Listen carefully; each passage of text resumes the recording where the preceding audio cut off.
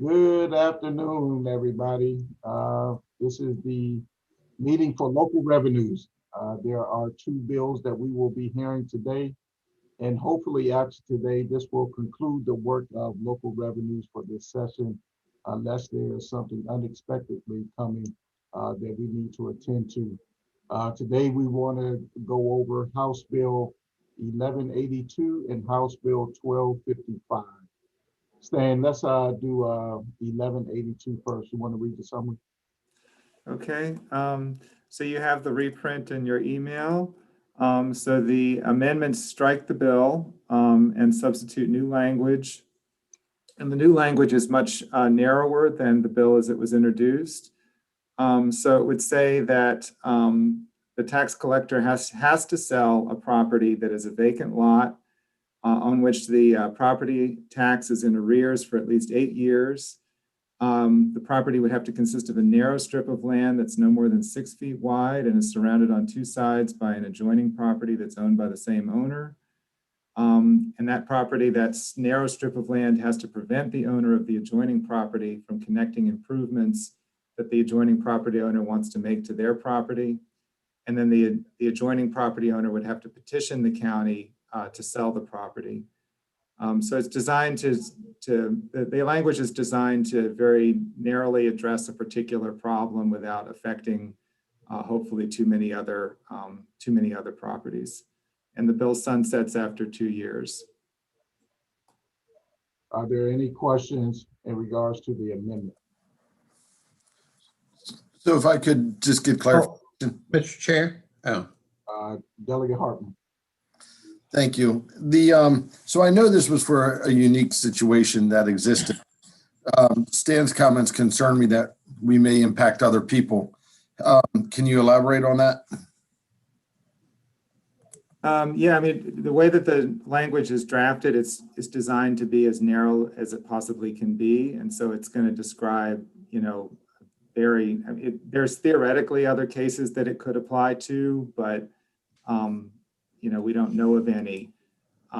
So I think it's unlikely to affect any other cases. It has to be a vacant lot. It has to be a narrow strip of land, no more than 6 feet wide. It has to be surrounded on two sides by property owned by the same owner. And it has to obstruct connecting improvements to that adjoining property owner's property. The bill sunsets after 2 years. So this, and I guess I would emphasize these are vacant lots, small vacant lots that would be affected. But we can't actually specifically say just for this property because the Maryland Constitution prohibits special laws. So we can't do that. So this is as narrow as we can get it while having it be at least theoretically generally applicable. Okay, thank you. Delegate Bowman. Yeah, thank you. Was the sponsor of the bill okay with the narrowing effect of this amendment? Do we know or? Yes. Okay, all right. We try to make everybody happy, Mr. Bowman. Yes, you do. You do a good job of that, Mr. Chair. So are there any other questions on the amendment? If not, Move the amendment. Is there a second? Been properly moved and second. All in favor of the amendment signify by saying aye. Aye. Ayes have it. Thank you so much. And the bill as amended. Move the Move bill. favorable. Is there a second? It's been properly moved and second to accept the bill as amended. All in favor signify by saying aye. Aye. House Bill 1182 has passed this subcommittee. Stan, you want to read the summary on 1255? Okay, so I'll just walk through the reprint because you all are familiar with the bill as it was introduced. So in the first part of the bill having to do with notification of the homestead credit when someone buys a residential property. So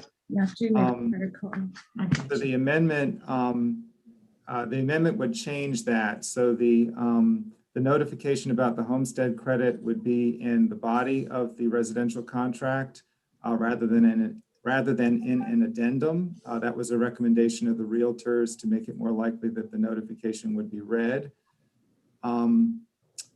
The amendment also requires that the actual application for the credit be presented at settlement rather than be part of the residential property contract of sale, because the property owner isn't actually eligible to apply for the credit until they become the owner, and that doesn't happen until settlement on the property. So the actual application would be given to the buyer at the settlement on the property.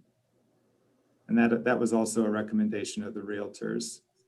The amendments then strike the provisions changing the calculation of income for purposes of the homeowner's credit, changing that to Maryland adjusted gross income. So that's being struck.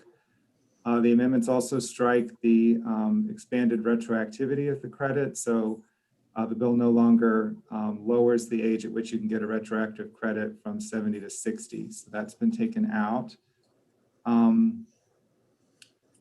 And then the language about requiring a usability consultant to review SDAT's public informational materials about the homeowners and homestead credit is retained. And the amendments also add a study.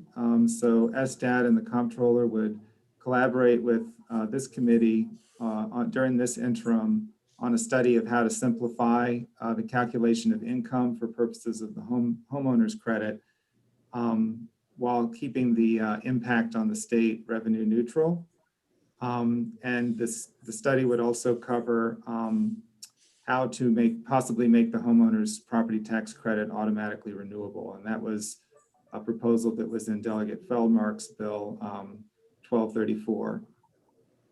And those are the amendments. Okay, questions on the amendments? Seeing none, if the floor sponsor wants to move the amendments. Thank you, Mr. Chairman. I would like to move favorable on the amendments. Second. Been properly moved and second on the floor. On the amendments. All signify by saying aye. Aye. The bill as amended. Any questions? Bill. Thank you. Second. Been properly moved and second. Thank you all very much. Is the floor leader? Mr. Chair, Yes, sir. I do think we have to all vote, right? I thought we did. Did we just do that? Thank you. We did not. My Move apologies. the bill as amended. Favor signify by saying aye. Aye. The ayes have it. Thank you so much. All right, that concludes our meeting for today. I believe we got a Ways and Means at what time today? 1:30. You guys shortly. Thanks, guys.